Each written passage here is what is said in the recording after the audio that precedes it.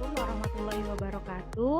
Shalom, Om Swastiastu, Namo Buddhaya, dan salam sejahtera untuk kita semua. Dan selamat siang untuk teman-teman sekalian yang berbahagia.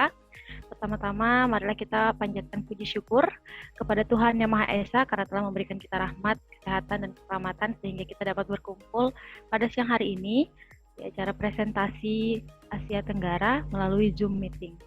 Terima kasih juga saya ucapkan kepada teman-teman yang sudah hadir. Adapun topik kita siang hari ini adalah tentang negara Vietnam. Sebelumnya, perkenalkan saya Widiawati Ningrum Kusminda yang akan bertugas sebagai moderator pada hari ini. Saya akan membimbing jalan diskusi hari ini.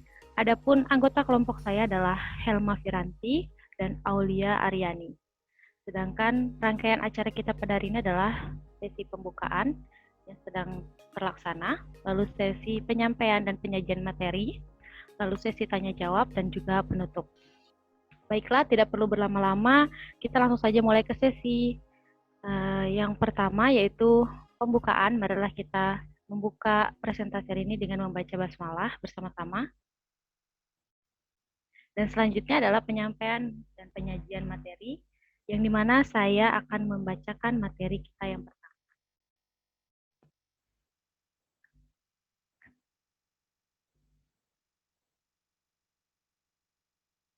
Oke, jadi Vietnam ini bernama resmi Republik Sosialis Vietnam yang merdeka pada 2 September 1945 dan beribu kota di Hanoi. Vietnam merupakan negara paling timur semenanjung Indochina di Asia Tenggara yang berbatasan langsung dengan Republik Rakyat Tiongkok di sebelah utara, Laos di sebelah barat laut, Kamboja di sebelah barat daya, dan di sebelah timur terbentang Laut Cina Selatan. Bisa di next. Hanoi merupakan ibu kota negara Vietnam yang terletak di tepi kanan Sungai Merah.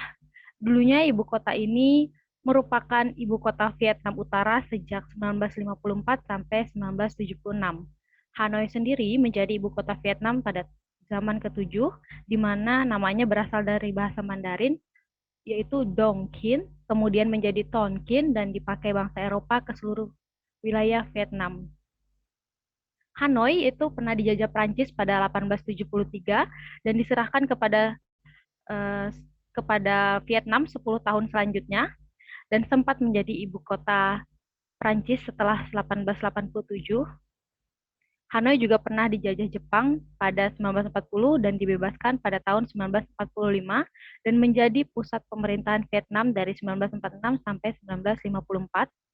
Hanoi menjadi lokasi perlawanan sengit antara Prancis dengan tentara Vietnam, dan sejak saat itu Hanoi menjadi ibu kota Vietnam Utara. Selama Perang Vietnam, sarana prasarana transportasi di Hanoi cukup terganggu akibat pengeboman jembatan dan rel kereta api. Namun dengan cepat dapat diperbaiki dan Hanoi menjadi ibu kota seluruh wilayah Vietnam ketika Vietnam Utara dan Vietnam Selatan bersatu pada 2 Juli 1976. Selanjutnya saya akan menjelaskan tentang sejarah bendera dan lambang Vietnam.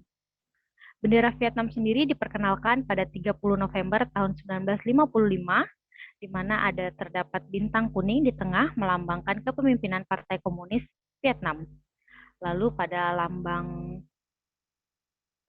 lambang Vietnam sendiri yang sudah ada di layar, di situ ada bintang kuning di tengah, juga sama seperti yang ada di bendera. Kemudian ada pecahan bintang melambangkan para buruh, petani, tentara, cendekiawan, dan pemuda.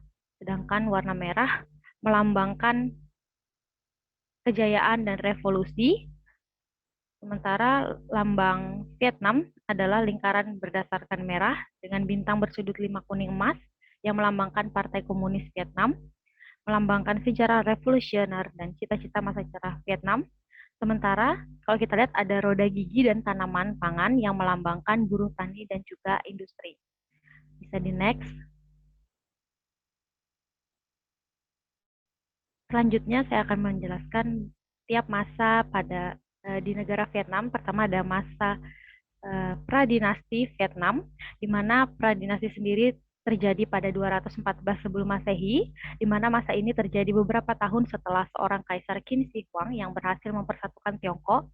Dia berhasil menaklukkan wilayah Guangdong, Guangxi, Fujian, dan juga bagian utara Vietnam yang diberi nama Dinasti Qin.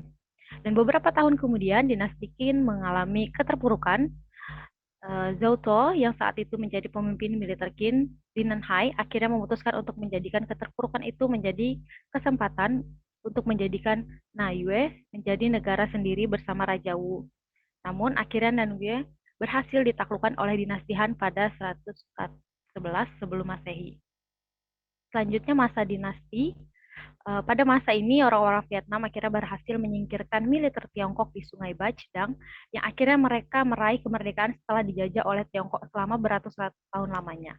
Hal ini terjadi pada 993 sebelum sesudah Masehi di masa dinasti Tan.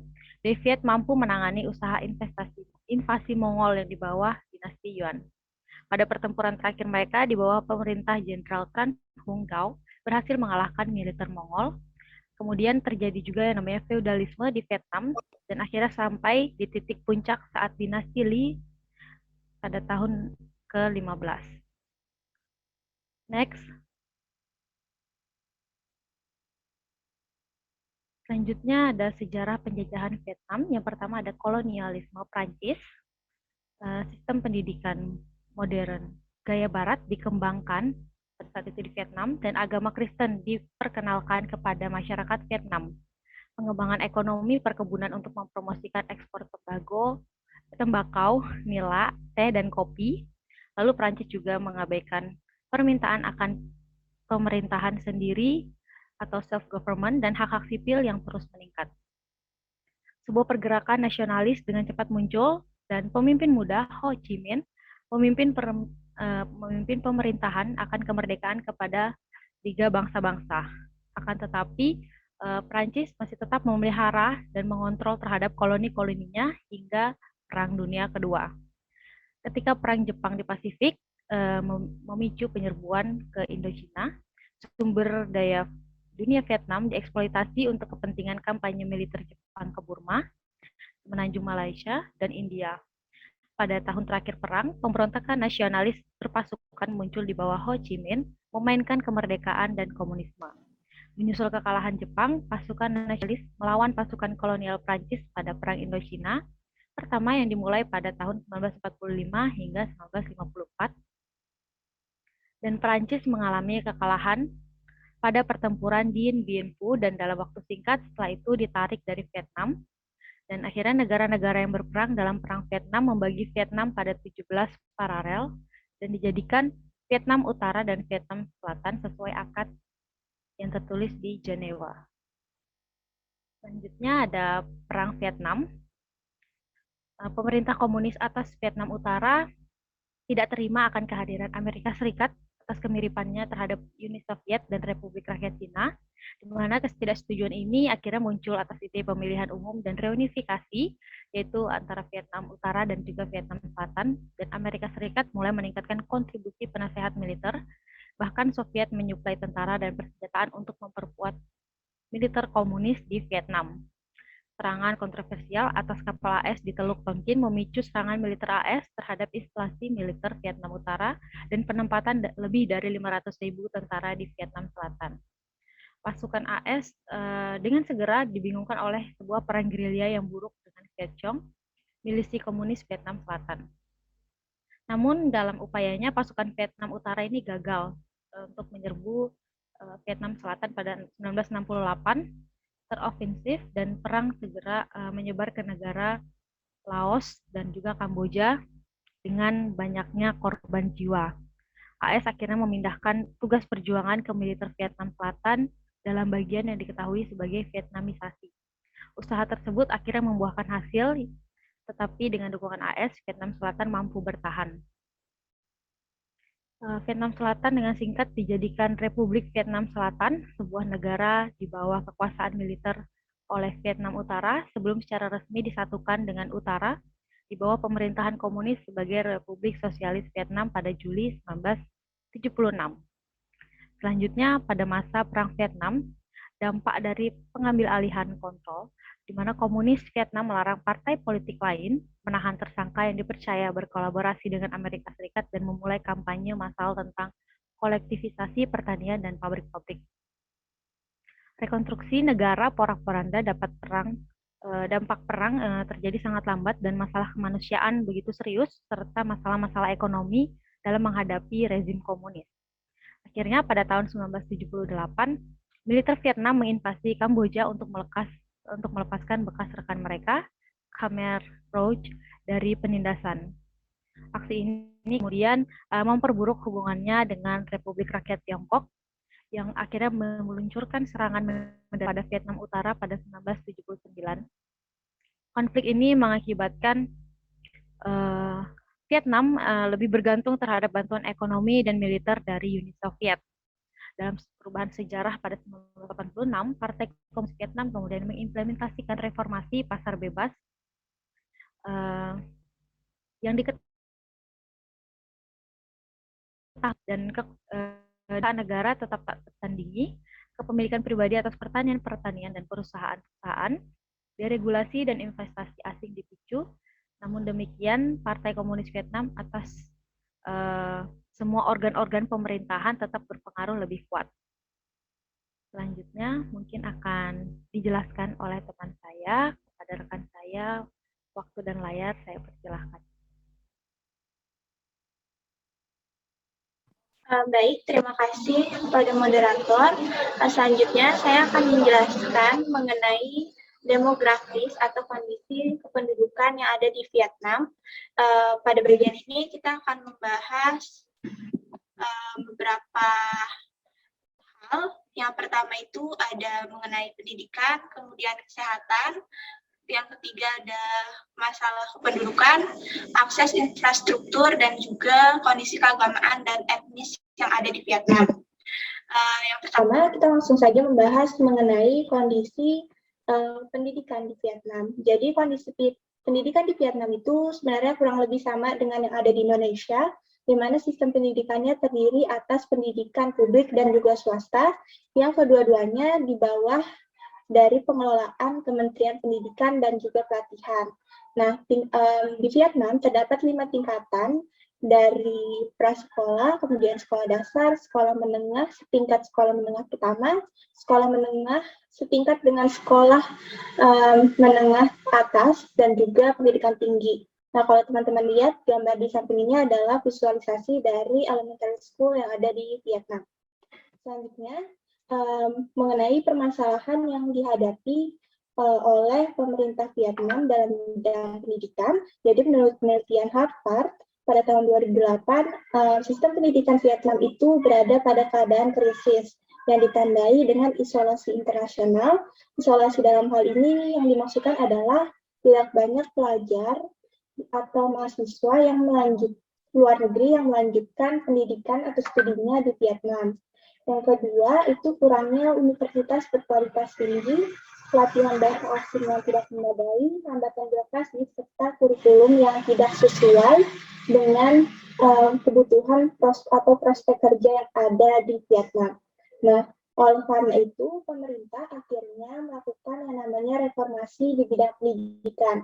Reformasi di bidang pendidikan ini dilakukan dengan 2 tujuan. Yang pertama, untuk membentuk mekanisme akreditasi dan jaminan kualitas baru di Vietnam, menciptakan kerangka kualifikasi nasional, dan meningkatkan jumlah pendaftar pendidikan atau orang-orang yang ingin melanjutkan pendidikan atau daftar sekolah. Ya. Terus yang kedua, internasionalisasi sistem pendidikan tinggi Vietnam melalui perluasan pendidikan bahasa Inggris, mempromosikan kerjasama transnasional, pertukaran pelajar, dan juga meratifikasi perjanjian pendidikan internasional. Nah, dampak dari reformasi tadi cukup signifikan di Vietnam, di mana akibat reformasi terjadi pengurangan kesenjangan antara wilayah perkotaan dan pedesaan dalam hal pendidikan dasar. Jadi, kualitas dari elementary school yang ada di wilayah pedesaan dan perkotaan itu sudah semakin berkurang gap atau kesenjangannya. Kemudian yang kedua, tingkat penilaian atau siswa tinggal kelas dan juga putus sekolah juga menurun secara signifikan setelah reformasi pendidikan. Peningkatan penerimaan siswa menengah pertama juga meningkat meskipun kualitas dari sekolah menengah pertama di antara perkotaan dan juga pedesaan itu kesenjangannya belum bisa teratasi.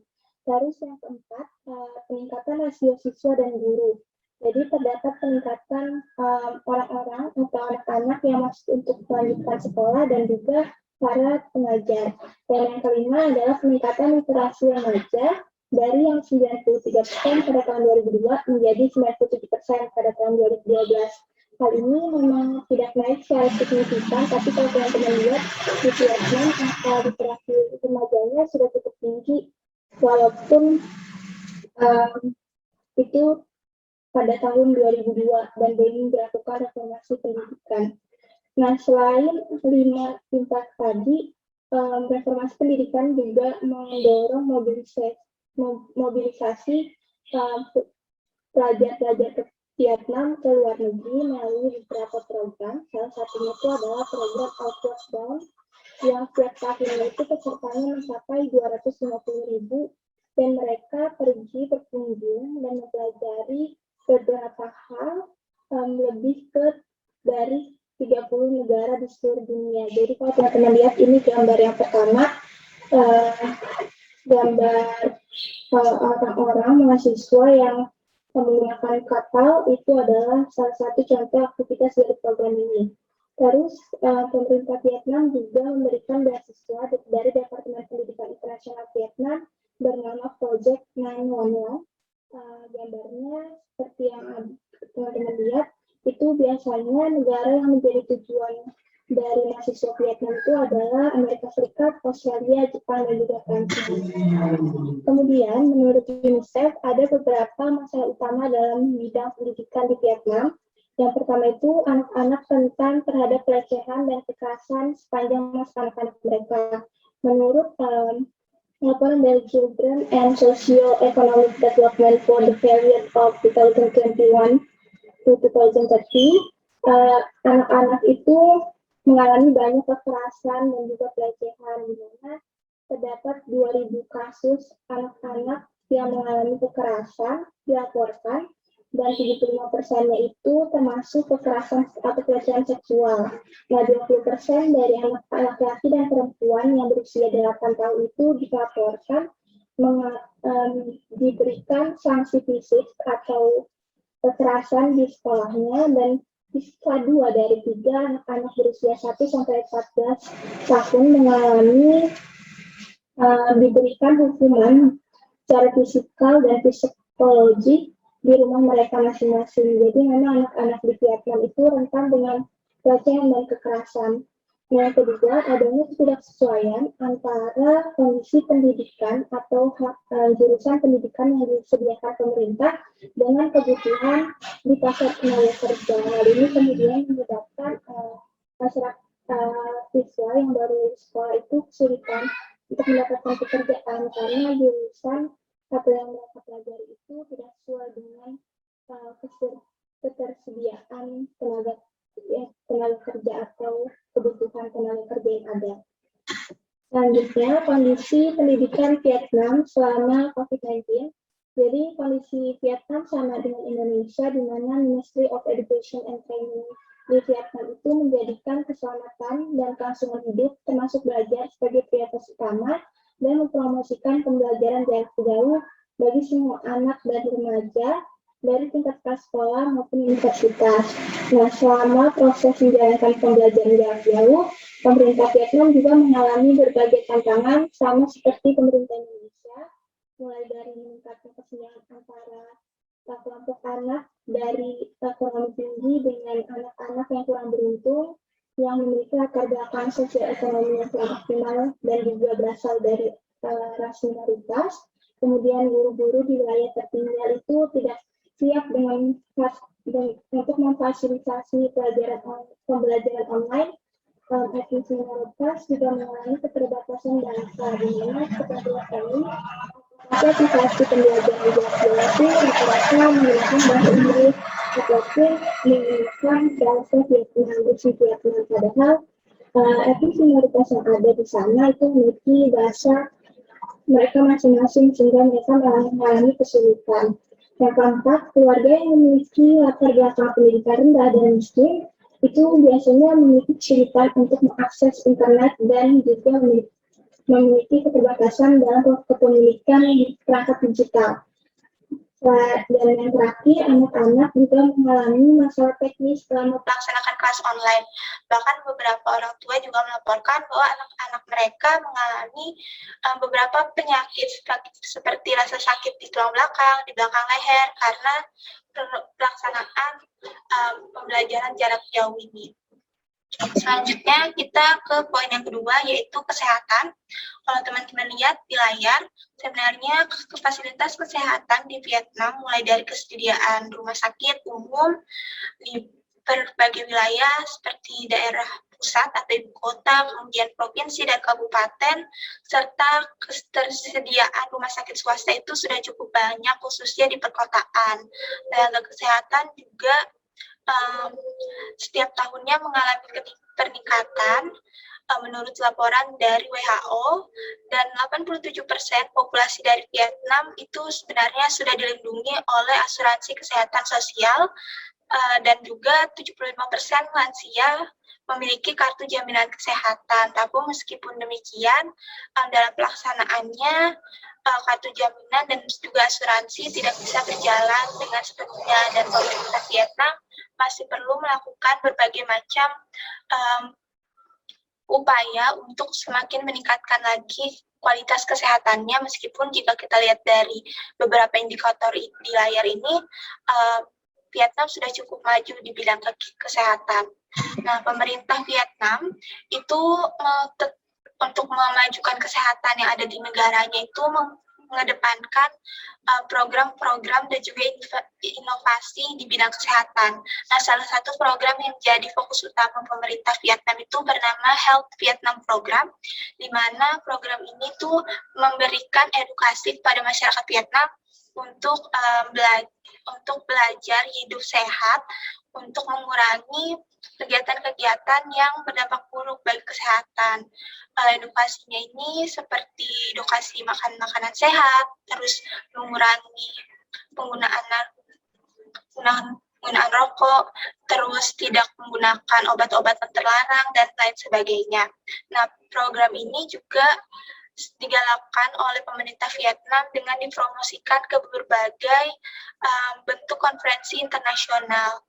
Nah, selain itu pemerintah juga melakukan berbagai inovasi di bidang kesehatan seperti mendirikan Pusat Adverse Drugs Reaction atau ADR, dan juga mengeluarkan inisiatif pengobatan Be Safe with Medicines yang tujuannya untuk mencegah adanya kesalahan pemberian pengobatan. Dan yang terakhir, mengeluarkan pedoman pencegahan kehamilan yang tidak diinginkan di berbagai fasilitas pelayanan kesehatan. Tujuannya untuk mengurangi munculnya kehamilan yang tidak diinginkan, karena di Vietnam angka kehamilan yang tidak diinginkan itu sudah cukup tinggi. Nah, selama COVID-19, pemerintah Vietnam sebenarnya sejauh ini sudah 94% dari populasi orang dewasa di ibu kota Hanoi itu telah menerima dosis pertama vaksin COVID-19. Tapi kalau teman-teman lihat di data yang ada di gambar, dibandingkan negara Asia Tenggara lainnya, Vietnam itu termasuk terlambat atau masih rendah jumlah masyarakat yang sudah menerima vaksin.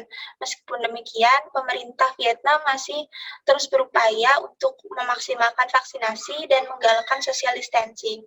Pemerintah Vietnam juga mengarahkan 10.000 tenaga kerja kesehatan dan sukarelawan untuk meningkatkan pelayanan, juga mempersiapkan 5 rumah sakit lapangan baru dan mengamankan 50.000 tempat tidur tambahan untuk pasien terinfeksi COVID-19. Selanjutnya adalah population, di mana populasi di Vietnam itu mencapai 96,5 juta pada tahun 2019 dan diperkirakan akan meningkat pada tahun 2050 menjadi 120 juta. Angka kelahiran di Vietnam juga semakin menurun ya. Ini mungkin adalah dampak dari adanya penyuluhan mengenai kehamilan yang tidak diinginkan tadi oleh pemerintah Vietnam. Kemudian angka kematian negara Vietnam tetapi justru mengalami kenaikan karena memang kualitas dari fasilitas kesehatan Vietnam itu masih kurang, terutama selama COVID-19 ini. Masalah pendudukan yang sering terjadi itu adalah kriminalitas berupa kejahatan tanpa kekerasan atau berfrekuensi kecil seperti pencopetan, penjamretan, dan lain-lain. Kemudian kejahatan cyber, kejahatan yang dimana disertai ketidakpatuhan akan peraturan lalu lintas dan maraknya alat transportasi umum yang tidak terverifikasi. Jadi buat teman-teman yang punya rencana untuk berlibur, jalan-jalan, atau melanjutkan studi di Vietnam, dalam menggunakan transportasi umum, teman-teman harus lebih berhati-hati karena banyak transportasi umum palsu yang tidak terverifikasi dan tidak aman. Selain itu, tingkat urbanisasi di Vietnam itu juga tinggi, bahkan lebih tinggi dari negara-negara berkembang lainnya, khususnya negara-negara Asia Tenggara. Nah, kalau teman-teman lihat dari gambar piramida di samping, itu terlihat bahwa negara Vietnam ini memiliki jumlah penduduk yang memiliki etos kerja tinggi atau produktif lebih banyak dibandingkan penduduk yang berusia tua. Hal ini cukup menguntungkan jika pemerintah bisa menciptakan sumber daya manusia yang berkualitas dan juga bisa memperluas lapangan pekerjaan, karena misalnya jikalau sumber daya manusianya tidak berkualitas dan juga terbatasan lapangan pekerjaan, itu akan menimbulkan masalah baru seperti pengangguran dan kriminalitas lainnya. Selanjutnya, permasalahan pendudukan selama COVID-19. Permasalahan utama yang terjadi selama COVID-19 adalah pengangguran, di mana menurut Pusat Layanan Ketenagakerjaan Hanoi itu mereka menerima 18.700 laporan pengangguran pada bulan Mei 2020, tepat 2 bulan setelah COVID-19 merebak di seluruh dunia. Nah, kalau teman-teman lihat di gambar, di daerah perkotaan itu 44,7% masyarakat tidak memiliki pekerjaan karena COVID-19 dan 36,8% itu tingkat gajinya juga menurun, pendapatannya menurun karena COVID-19. Sedangkan untuk di rural area itu 55,3% mereka kehilangan pekerjaan dan 63,2% itu juga mengalami penurunan pendapatan. Hal ini diakibatkan banyak perusahaan atau tempat kerja yang mengalami kerugian akibat COVID-19 dan terpaksa harus tutup atau melakukan PHK kepada karyawannya. Selanjutnya, akses infrastruktur yang menjadi fokus kelompok kami itu adalah akses terhadap air dan sanitasi, di mana Vietnam telah membuat kemajuan pesat dalam meningkatkan kecukupan pasokan air dan sanitasi. Bisa teman-teman lihat di data di bawah ini, gap atau kesenjangan antara wilayah urban dan rural area itu tidak terlalu jauh, meskipun ketersediaan fasilitas sanitasi bagi antara masyarakat yang berekonomi tinggi dan rendah itu gap-nya masih jauh. Yang kedua, akses transportasi dan jalan itu masih terhambat dan masih buruk karena pelayanan angkutan umum serta kondisi penggunaan kendaraan pribadi khususnya sepeda motor itu lebih disukai, sehingga menimbulkan kemacetan di jalan-jalan di Vietnam. Padahal jalan merupakan memiliki peran dominan dalam mobilisasi masyarakat Vietnam. Yang terakhir adalah akses terhadap listrik. Vietnam telah menjadi salah satu negara yang paling banyak dialiri listrik di dunia dengan jaringan listrik bisa dinikmati oleh 98% dari populasi penduduknya.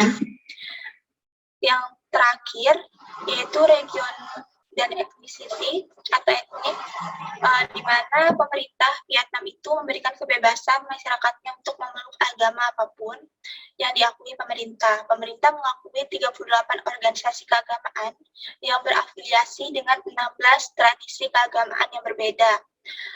Menurut laporan, sekitar 13 juta orang Vietnam itu menganut agama, terhitung 14% dari total populasinya berdasarkan sensus penduduk dan perumahan nasional.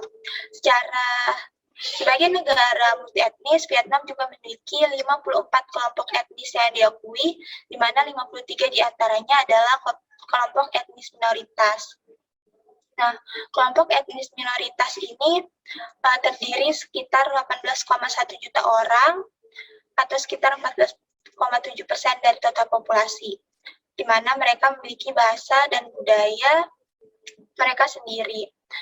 Pemerintah juga berupaya untuk memajukan kualitas masyarakat etnis minoritas dengan beberapa program seperti yang teman-teman bisa lihat. Itu ada program target nasional tentang pembangunan sosial dan ekonomi khusus untuk kelompok etnis minoritas di daerah pegunungan yang akan dilaksanakan dari tahun ini sampai 2030, dan juga ada program perlindungan dan pengembangan etnis minoritas khusus di bidang ekonomi di seluruh bagian wilayah pada periode 2021 sampai 2030. Nah, masalah yang dialami oleh etnis minoritas di Vietnam itu antara lain kemiskinan, kemudian sulitnya akses ke layanan sosial dan memiliki standar kehidupan dasar bagi anak-anak etnis minoritas, dan juga tingginya angka stunting di wilayah yang memiliki populasi etnis minoritas yang besar. Selanjutnya, kelompok kami akan membahas mengenai isu hangat yang terjadi di Vietnam, yaitu kondisi COVID-19 di kota Ho Chi Minh. Jadi, kota ini adalah kota terbesar di Vietnam yang terletak di delta Sungai Mekong, di mana kota ini adalah pusat ekonomi Vietnam dan menyumbangkan sebagian besar perekonomian Vietnam. Kota ini menjadi tuan rumah dari bandara tersibuk di Vietnam, yaitu Bandara Internasional Tan Son Nhat, dan sebagai pusat dari perekonomian, kota ini terdiri dari industri, mulai dari pertambangan, pengelolaan makanan laut, pertanian, konstruksi, hingga pariwisata, keuangan, industri, dan juga perdagangan. Selama COVID-19 terjadi, angka kematian di wilayah ini tuh sangat tinggi, bahkan lebih tinggi dari negara-negara Asia Tenggara lainnya. Teman-teman bisa lihat di gambar, itu kota ini angka kematiannya lebih tinggi dari negara lain seperti Thailand, Filipina, Malaysia, Kamboja, Singapura, dan juga Vietnam secara nasional. Kota ini memiliki tingkat kematian yang tinggi diakibatkan beberapa hal, seperti karena kondisi kota ini yang penduduknya padat dengan pendapatan rendah sehingga rentan terhadap dampak kesehatan. Kemudian kota ini juga memiliki banyak daerah kumuh yang standar hidupnya buruk sehingga mereka tidak memiliki tabungan kesehatan, sehingga mereka kesulitan untuk mendapatkan akses kesehatan atau membayar biaya pengobatan. Selain itu, wilayah kota ini juga memiliki penduduk lanjut usia yang cukup tinggi dan memiliki penyakit bawaan tertentu sehingga mereka semakin rentan untuk terinfeksi virus. Selanjutnya, apa saja tantangan yang dihadapi pemerintah Vietnam? Jadi di kota ini, jadi untuk kota ini sendiri, pemerintah kota setempat itu melakukan social distancing. Tapi dalam upaya tersebut, terdapat beberapa hal yang menjadi tantangan lainnya, seperti terdapatnya indikasi data di masyarakat itu yang tidak benar atau tidak sesuai dengan kenyataannya karena tidak mengikut sertakan masyarakat yang meninggal di rumah mereka masing-masing dalam perhitungan masyarakat yang terinfeksi virus. Kemudian yang kedua, meskipun 95% orang dewasa telah menerima vaksin di Vietnam, tetapi banyak yang kesulitan mendapatkan dosis kedua karena persediaannya rendah. Nah, Karena kota ini merupakan pusat perekonomian dari Vietnam, karena terjadinya social distancing, perusahaan-perusahaan industri yang ada di Vietnam itu mengalami berbagai kesulitan dan hambatan, khususnya dalam mempertahankan rantai pasokan, seperti yang dirasakan oleh 30 perusahaan dari Korea Selatan.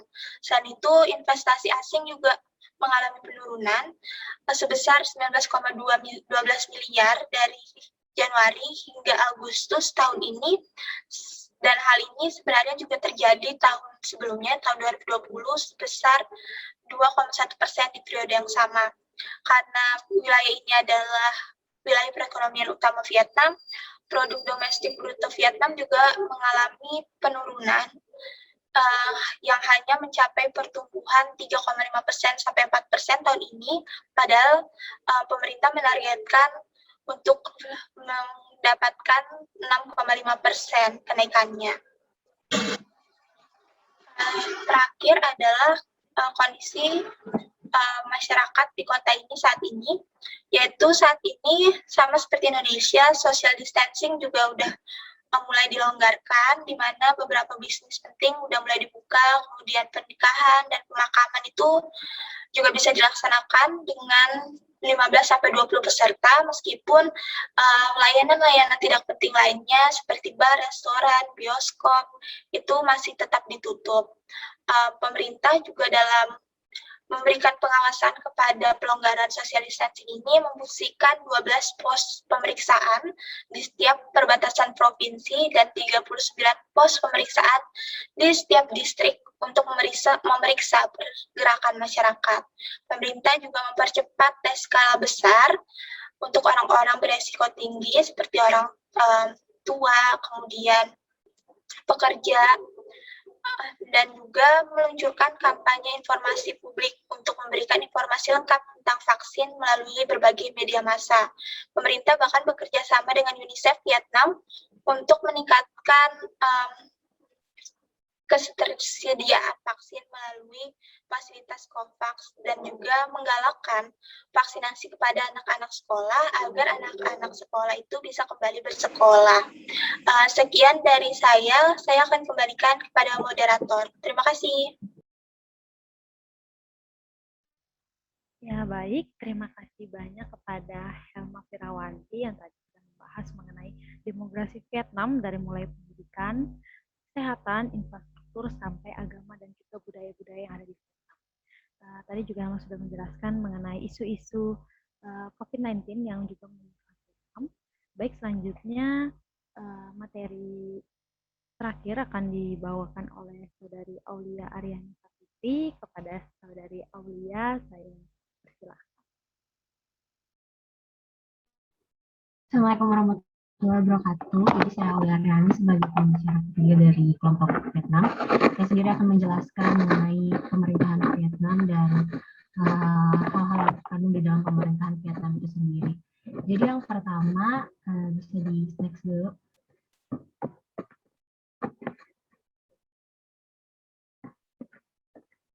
Jadi perubahan Vietnam yang dahulu, konstitusi pertama di Vietnam sendiri berupa Republik Sosialis. Sosialis Vietnam Konstitusi ini. Konstitusi ini sendiri diadopsi pada tahun 1980, di mana pemerintahan Vietnam membentuk Dewan Negara dengan kepresidenan kolektif dan Dewan Menteri. Pada tahun 1992, dokumen ini digantikan oleh konstitusi kedua yang selain menggantikan Dewan Negara dengan presiden terpilih dan mereformasi pemerintahan dan sistem politik Vietnam, juga menguraikan perubahan besar dalam kebijakan luar negeri dan doktrin ekonomi. Lalu secara khusus ini sendiri menekankan pengembangan semua sektor ekonomi, mengizinkan perusahaan swasta dan juga memberikan hak kepada investor asing untuk memiliki sah atas modal dan aset mereka tidak akan dinasionalisasi oleh negara Vietnam.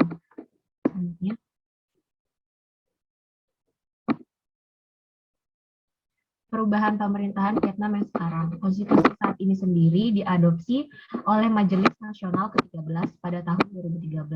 Konstitusi 2013 adalah dokumen hukum mendasar dari yurisdiksi hukum tertinggi yang melambangkan sudut pandang dasar Partai Komunis Vietnam tentang reformasi. Apa suara saya terdengar jelas ya? Halo? Suara aku jelas nggak? Jelas banget. Ulang aja ya.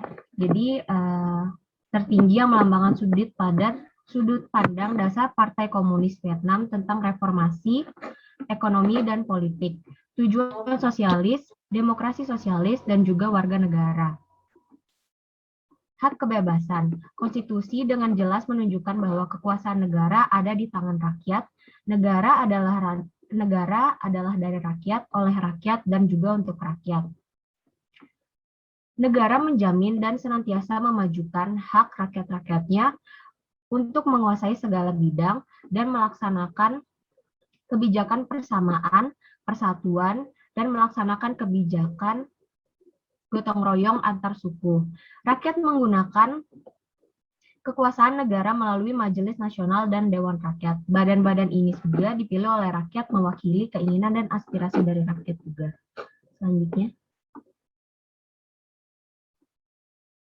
Selanjutnya ada mengenai Revolusi Vietnam atau Vietnam Revolution. Jadi pada tahun 1939 Masehi, Vietnam dinyatakan merdeka secara politis. Kemudian Vietnam menggunakan nama Champa sebagai nama negaranya. Masa-masa setelahnya kemudian sering disebut sebagai masa di mana Vietnam mulai membangun identitas kebangsaan mereka. Kemudian untuk revolusi kemerdekaan Vietnam sendiri secara utuh, untuk bebas dari segala macam penjajahan disebut juga sebagai Revolusi Agustus. Revolusi ini sendiri merupakan upaya awal dari Vietnam untuk melawan kolonialisme Prancis di Vietnam pada 19 Agustus tahun 1945. Revolusi ini juga terjadi mulai dari tanggal 14 Agustus tahun 1945 sampai dengan 2 September tahun 1945 yang berlokasi di Vietnam. Revolusi ini berjalan selama dua minggu lamanya. Pasukan-pasukan di bawah pimpinan Viet Minh berusaha memperluas kekuasaan mereka baik di bagian pedesaan maupun di perkotaan, mulai dari bagian utara, tengah, hingga ke bagian selatan, termasuk juga bagian Hanoi. Akhirnya, Presiden Ho Chi Minh di kota Hanoi mengumumkan sebuah pembentukan Republik Demokratik Provisional, dan pada 2 September tahun 1945, setelah semua perjuangan rakyat Vietnam, Presiden Ho Chi Minh akhirnya memproklamasikan kemerdekaan Vietnam. Proklamasi Presiden Ho sendiri memparafrase Deklarasi Kemerdekaan Amerika Serikat yang menyatakan semua manusia dilahirkan sama, Sang Pencipta telah memberi kita hak, kehidupan, kebebasan, dan kebahagiaan yang tidak dapat diganggu-gugat. Dan disemangati pula oleh kerumunan besar yang berkumpul di Ba Dinh Square, Hanoi. Next slide. Selanjutnya saya akan membahas kebijakan luar negeri Vietnam atau Vietnam Foreign Policy. Next. Kebijakan luar negeri Vietnam sendiri pada dasarnya menetapkan politik kemerdekaan, kemandirian, perdamaian, kerjasama, dan pembangunan. Kebijakan luar negeri Vietnam juga menganut sebuah sistem yang menganut keterbukaan dan diversifikasi mengenai multilateralisasi hubungan internasional dengan negara dan wilayah lain di dunia, serta juga organisasi internasional dengan tetap saling menghormati kemerdekaan, kedaulatan, integritas wilayah, tidak saling ikut campur mengenai masalah internasional maupun nasional antara satu dan lainnya, menghindari penggunaan atau ancaman kekerasan dalam upaya penyelesaian atau perselisihan dengan upaya perundingan damai, dengan saling menghormati kesetaraan yang dapat saling menguntungkan, mengembangkan hubungan internasional dengan moto proaktif, fleksibilitas, kreativitas, dan efisiensi. Secara proaktif dan aktif terlibat dalam integrasi ekonomi internasional dengan membuat persiapan yang tepat untuk usaha perjanjian perdagangan bebas dalam skala bilateral maupun multilateral. Selanjutnya, kebijakan luar negeri Vietnam. Mempromosikan kerjasama yang komprehensif dan efisien dengan negara-negara ASEAN dan juga Asia Pasifik.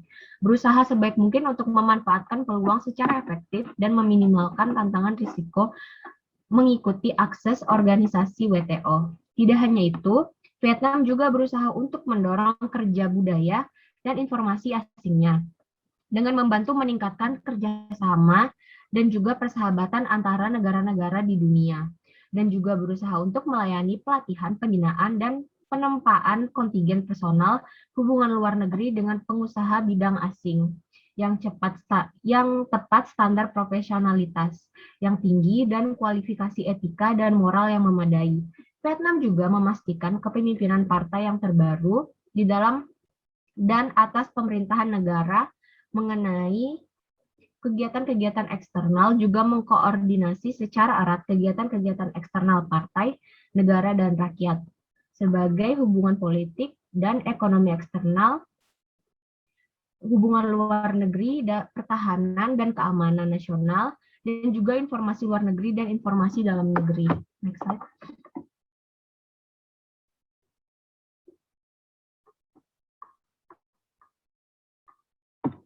Jadi selanjutnya saya membahas mengenai pemerintahan lokal di Vietnam. Next. Negara Vietnam ini sendiri secara administratif dibagi menjadi lebih dari 64 provinsi atau TIN. Di antaranya adalah Kota Madya Hanoi, Haiphong, Da Nang, Kota Ho Chi Minh, dan Chanto. Tangpo atau dibaca Tangpo. Ini dibagi lagi menjadi beberapa lusin distrik perkotaan atau Quan dan ratusan distrik pedesaan atau Huyen. Hampir 10.000 terdiri dari tingkat administrasi lokal terendah di Vietnam. Di tingkat provinsi, kabupaten, dan komuni, otoritas pemerintah tertinggi adalah Dewan Rakyat Terpilih yang pekerjaannya sebenarnya dilakukan oleh Komite Rakyat yang dipilih oleh Dewan. Next slide. Selanjutnya yang akan dibahas adalah kerjasama di negara Vietnam. Jadi kerjasama multilateral yang terjadi di Vietnam sendiri, itu multilateral sebenarnya pada dasarnya adalah sebuah kerjasama antar negara yang dijalani oleh dua negara atau lebih. Vietnam adalah negara yang mengikuti kerjasama multilateral. Vietnam sendiri mengikuti beberapa organisasi internasional termasuk ke dalam kerjasama multilateral seperti ASEAN, IMF, WTO, APEC, dan juga the United Nations. Next slide. Selanjutnya ada bilateral. Bilateral sendiri adalah sebuah kerjasama antar negara yang dijalani oleh dua negara.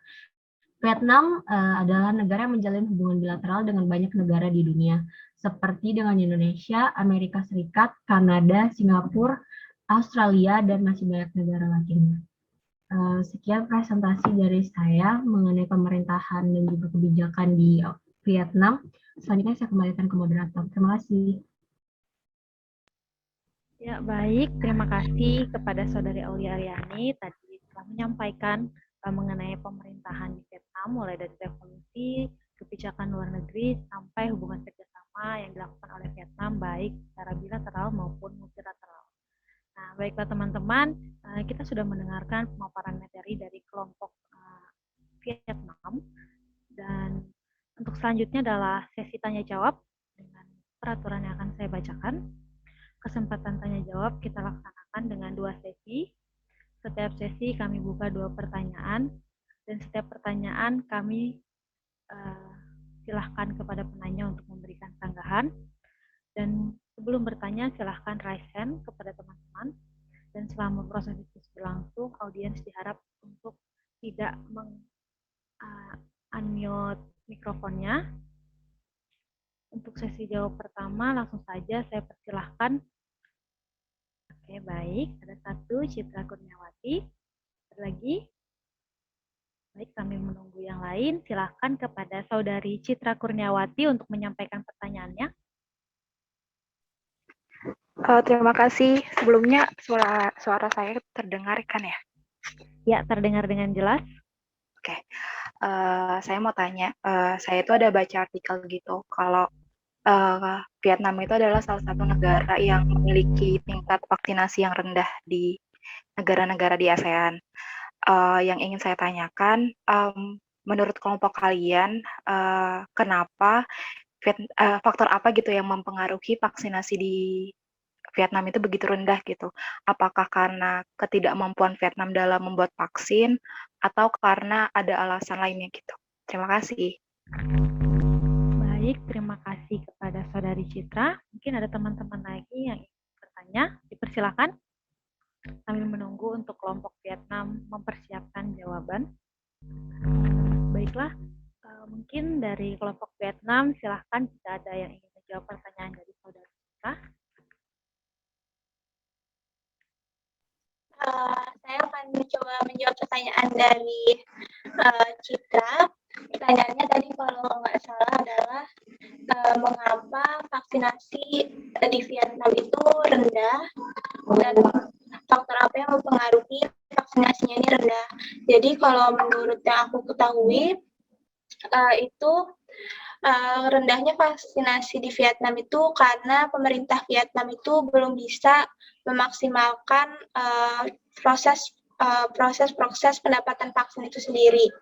Mereka memang mendapatkan beberapa bantuan vaksin, tapi itu belum bisa mencukupi dengan besaran jumlah masyarakatnya yang membutuhkan. Nah, selain itu karena seperti yang tadi udah dijelasin, di Vietnam itu punya kondisi masyarakat yang padat, terus mereka itu nggak bisa memiliki tingkat kerentanan yang tinggi karena fasilitasnya juga tidak memadai. Jadi proses vaksin yang masuk itu nggak bisa langsung didistribusikan dengan baik gitu loh, karena fasilitas di kesehatannya itu rendah. Terus karena juga tingginya tingkat kerentanan orang-orang yang ada di Vietnam itu membuat meskipun vaksin yang masuk itu sudah cukup banyak, tapi akhirnya vaksin itu tetap juga tidak bisa memenuhi kebutuhannya gitu.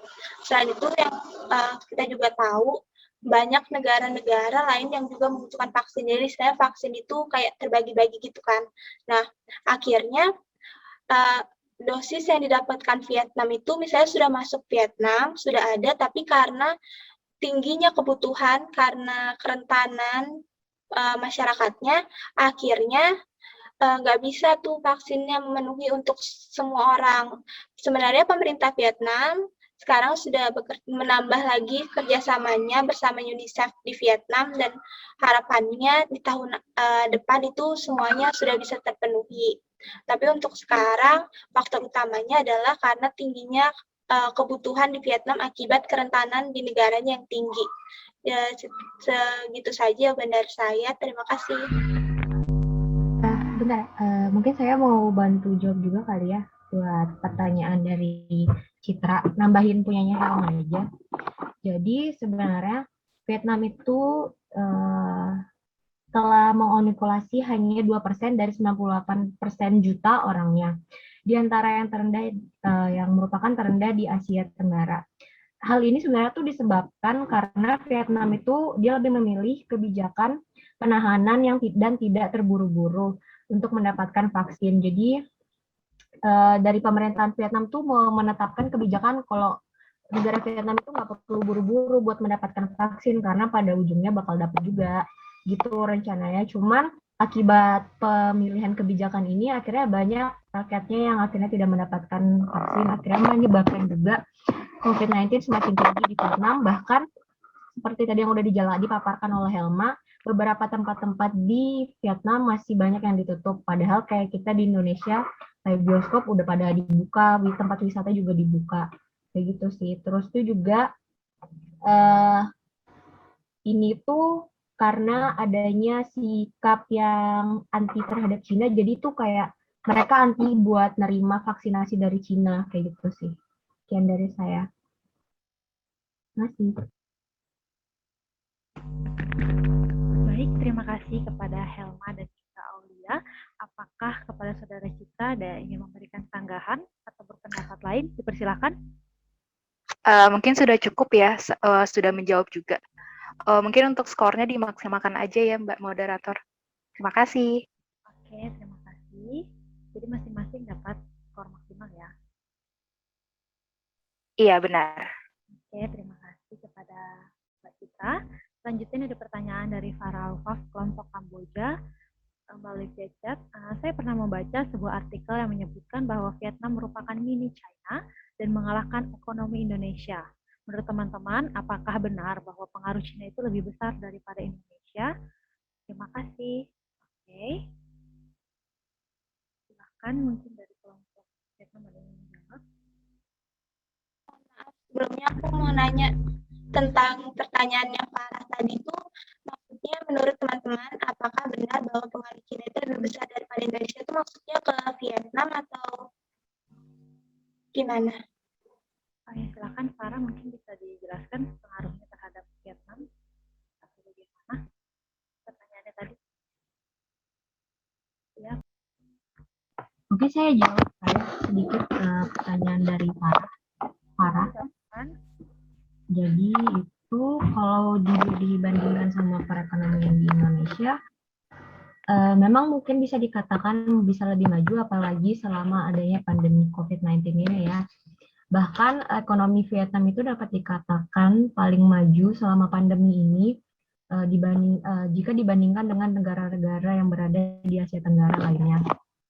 Jadi kalau menurut datanya IMF pada tahun 2020 atau Dana Moneter Internasional, jadi tuh dia udah memperkirakan bahwa ekonomi Vietnam itu tumbuh sekitar 24% tahun ini.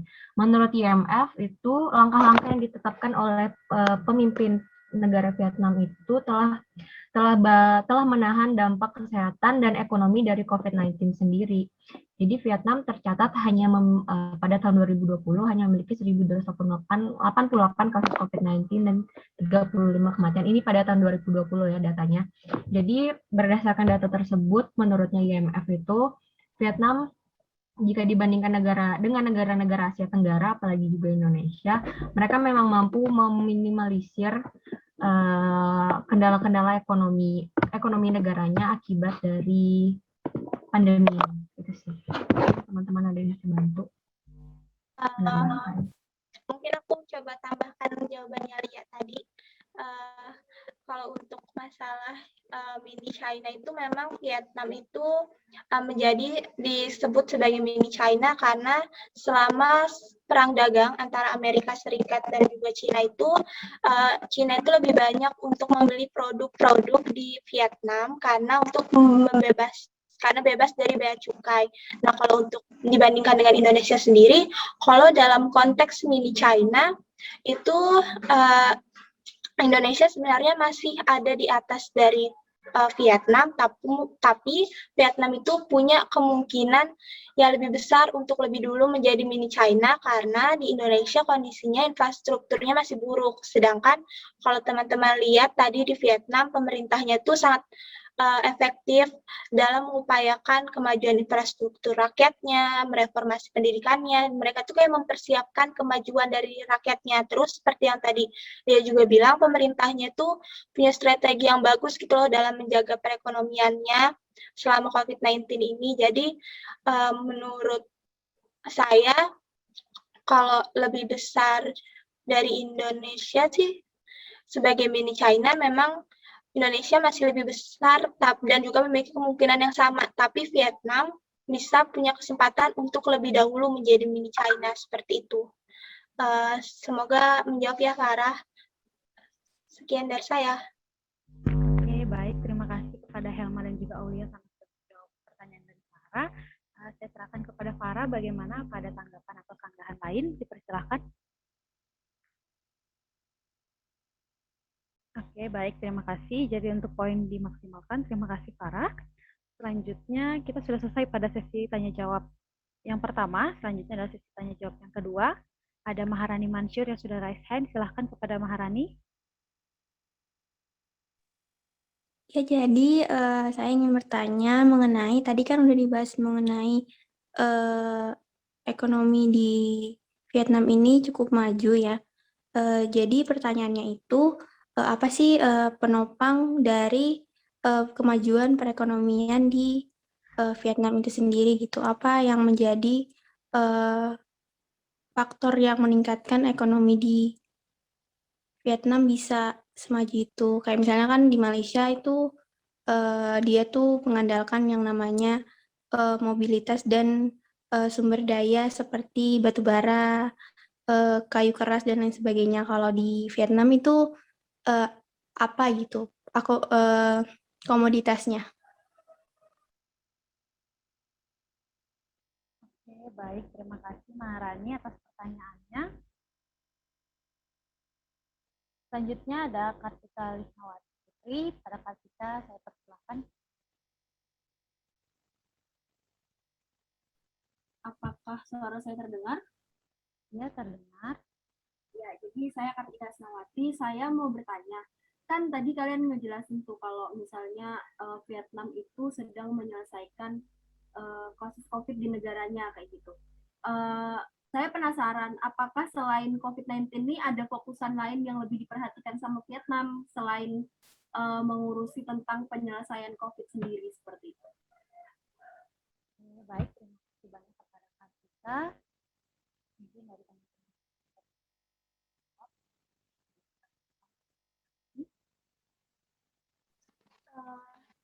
Baik, saya akan coba jawab pertanyaan Maharani terlebih dahulu ya, Arum. Ya, silahkan, Salma. Oke, jadi kan pertanyaan Maharani tadi mengenai perekonomian di Vietnam dan apa yang menjadi pendongkrak atau pendorong ekonomi di Vietnam.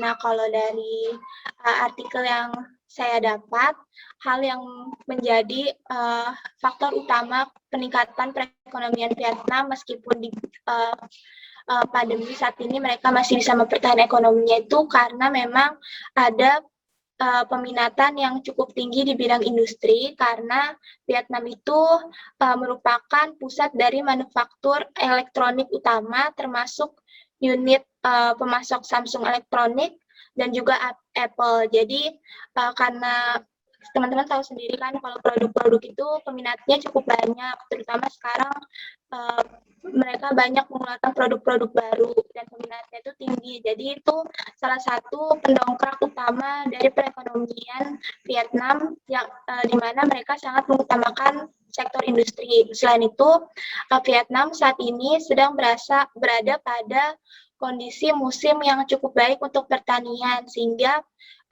produksi-produksi hasil pertaniannya itu meningkat juga pada saat ini. Kedua hal itu yang menjadi faktor pendongkrak utama perekonomian Vietnam saat ini. Itu saya dari saya, mungkin teman-teman ada yang mau nambahin. Terima kasih. Oke, terima kasih Helma. Mungkin saya akan sedikit menambahkan dari Helma. Untuk beberapa tahun belakangan ini, ekspor yang ada di Vietnam itu meningkat menjadi 6,5% dan impornya juga naik menjadi 3,6%. Harga konsumen juga otomatis naik menjadi 0,19% di Desember dan dari tahun-tahun sebelumnya. Pemerintah juga tengah membatasi inflasi rata-rata sebesar 4%. Kemudian manufaktur yang mulai naik menjadi 5,82% di Vietnam. Komitmen investasi asing pun yang langsung naik dari periode 2020 menjadi 28, miliar, sementara investasi langsung asing yang telah direalisasikan kemudian tapi mengalami penurunan sebesar 2%. Itu saja mungkin dari ekspor impornya juga berpengaruh kepada penguatan ekonomi di Vietnam, termasuk juga adanya investasi asing. Mungkin ada lagi yang ingin ditambahkan? Jika tidak ada, saya serahkan ke Maharani jika ingin memberi sanggahan atau tanggapan lain.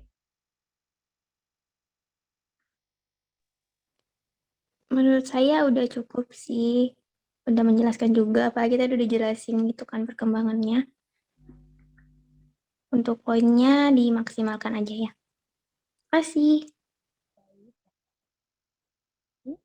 Lanjutkan pertanyaan dari Kartika, silahkan jika ada yang bisa menjawab dari kelompok Vietnam. Mungkin saya mau menjawab sedikit pertanyaan dari Kartika.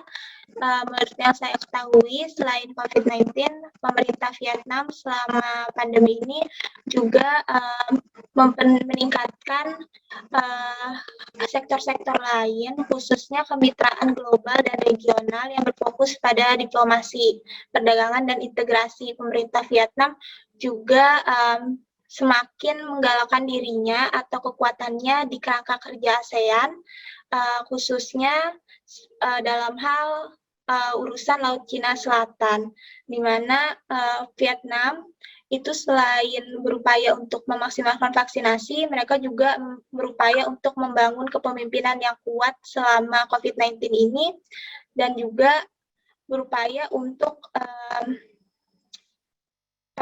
mendorong pertahanan dan juga pembangunan sentralisasi ASEAN. Jadi mereka itu pada pertengahan November lalu itu baru saja kan, November tahun 2020 baru saja menyelesaikan masa jabatannya sebagai ketua ASEAN, dan di mana tahun 2021 ini mereka berupaya untuk terus bekerja sama melalui mitra dialog dan komunitas di regional Asia Tenggara dengan fokus COVID-19. Itu aja sih Kartika yang saya ketahui. Mungkin teman-teman saya ada yang ingin menambahkan. Terima kasih. Baik, terima kasih Helma atas jawabannya. Silahkan dari teman-teman kelompok Vietnam lain jika ada yang ingin ditambahkan. Baik, jika tidak ada, saya serahkan kepada Kartika. Pak, ada sanggahan atau tanggapan lain? Dari aku cukup sih, udah sangat membantu juga jawabannya. Dimaksimalkan aja poinnya. Baik, terima kasih banyak kepada Kartika. Dengan demikian, berakhirlah sudah sesi presentasi kita pada hari ini. Dan saya akan membacakan poin-poin kesimpulan dari diskusi kita pada hari ini. Yang pertama yaitu mengenai penjelasan sejarah kemerdekaan Vietnam yang cukup panjang, mengingat negara ini kemudian pernah mengalami penjajahan dan juga perang yang cukup besar yang dikenal dengan Perang Vietnam. Kita juga telah membahas sejarah dan arti di balik bendera serta lambang negara Vietnam. Lalu poin berikutnya kita juga membahas demografi Vietnam, mulai dari pendidikan di negara tersebut hingga kesehatan, infrastruktur, dan agama serta budaya. Selanjutnya ada isu-isu yang menarik atau isu terkini yang tengah mungkin tidak hanya dialami oleh Vietnam tapi seluruh negara di dunia, yaitu adalah COVID-19. Juga menjelaskan bagaimana penyelesaian COVID-19 ini termasuk vaksinasi dan lain-lain. Kemudian poin yang terakhir ada menjelaskan mengenai pemerintahan Vietnam, mulai dari revolusi, menyebutkan kebijakan luar negerinya, hingga hubungan kerjasama yang dilakukan oleh Vietnam. Demikianlah tadi diskusi kelompok Vietnam ini, dan akhirnya telah selesai. Saya selaku moderator mohon maaf atas kesalahan saya, dan terima kasih kepada teman-teman semua yang sudah hadir. Sekian, wassalamualaikum warahmatullahi wabarakatuh.